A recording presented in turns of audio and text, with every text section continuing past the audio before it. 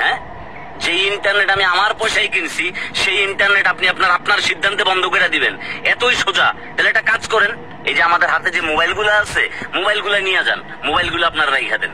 আপনারা কাহিনীটা শুরু করছেন অনেকটা এরকম যে ছোটবেলায় এলাকায় কিছু বড় ভাই ব্রাদারে দেখতাম যাদের নিজস্ব ব্যাট ছিল, বল ছিল, ফুটবল ছিল। তো ওরা যখন খেলায় পারতো না, কিংবা ও যখন ব্যাটিং করতে যে আউট হয়ে যেত, ওর নিজের ব্যাট বল নিয়ে বাসায় চলে যেত যে না আমি আর খেলবো না। ঠিক আছে, ওই অবস্থায় শুরু করছেন। এইভাবে করে কোনো কিছু হবে না, এইভাবে করে কোনো কিছু হয় না।